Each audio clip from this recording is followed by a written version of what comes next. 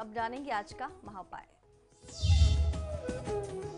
जी, आज योगिनी एकादशी है। आषाढ़ माह के कृष्ण पक्ष की एकादशी जो होती है उसे योगिनी एकादशी व्रत के नाम से जानते हैं। इस व्रत के नियम पालन दशमी की रात्रि से ही आरंभ हो जाते हैं, यानी कल रात से ही जिनको व्रत रखने की आदत थी, जिन्होंने इस परंपरा को निभाया है, उन्होंने कल रात से ही आरंभ कर दिया होगा।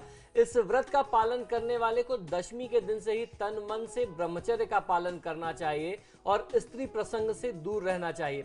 एकादशी के दिन यथासंभव उपवास करना चाहिए। उपवास में अन्न नहीं खाया जाता। खासतौर पर जो लोग अन्न खाते भी हैं तो एकादशी की तिथि में चावल ग्रहण नहीं करते।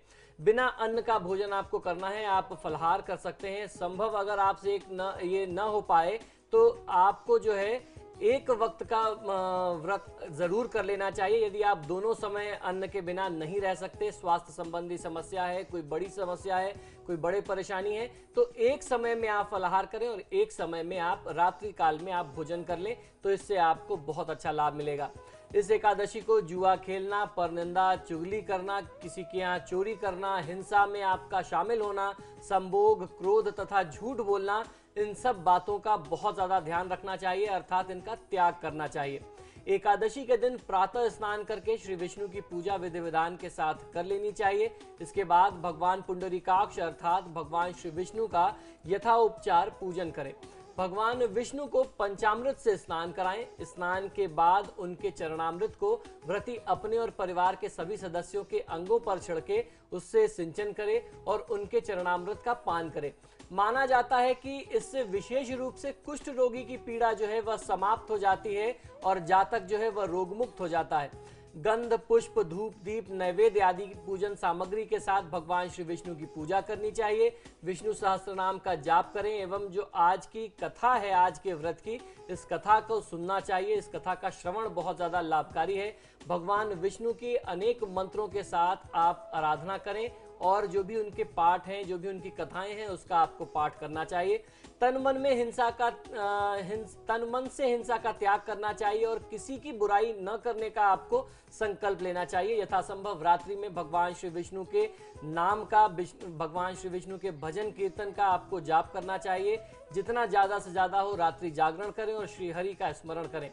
योगिनी एकादशी व्रत के बारे में ऐसा पालन करने से कहा जाता है कि समस्त प्रकार के रोग व्याधियों का अंत हो जाता है, साथ ही मन से अलगाव की भावना भी मिट जाती है और बिछुड़े परिजनों से भी आपका पुनः एक बार मिलना होता है और जितने भी आपके पाप है, शोक है, कष्ट है, भगवान श्री हरि की कृपा से वह दूर हो जाते हैं। तो आज की तिथि बहुत ही महत्वपूर्ण है। आज जो लोग व्रत नहीं कर सकते उनको प्रयास करना चाहिए कि भोजन में चावल का प्रयोग न करें, क्योंकि एकादशी की तिथि में चावल का प्रयोग वर्जित बताया गया है। कानपुर से अरुचि हमारे साथ जुड़ी। अरुचि, अपना सवाल पूछिए अपनी डिटेल के साथ। हेलो जी। हेलो पत्नी जी, वो मैं वहाँ कानपुर से बोल रही हूँ। मेरा नाम हर्षी है जी।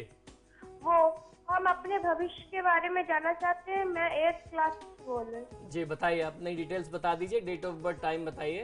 डेट ऑफ बर्थ 2000 और टाइम 1:45। जी बेटा, आपकी डेट भी होगी, कोई मंथ भी होगा, बताइए। डेट किस डेट में आपका बर्थ हुआ? 14 सितंबर। जी। टाइम फिर से एक बार बताइए।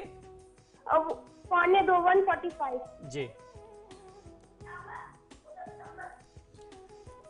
देखिए, आपकी जन्म पत्रिका के अनुसार ये समय आपकी पढ़ाई के लिए बहुत अच्छा चल रहा है। इस समय में आपको थोड़ी सी मेहनत और करनी पड़ेगी। ऐसा लगता है कि आप पढ़ाई में कंसंट्रेशन नहीं कर पा रहे हैं, तो थोड़ा सा कंसंट्रेशन और बढ़ाइए, पूरे मन से पढ़ाई करिए, बहुत अच्छा फायदा मिलेगा। जहां भी आप स्टडी करते हैं, जो भी आपका स्टडी रूम है या स्टडी टेबल है, एक गणेश जी की फोटो अपने साथ आप जरूर रखें। फोटो रख सकते हैं या एक मूर्ति, प्रतिमा रख सकते हैं।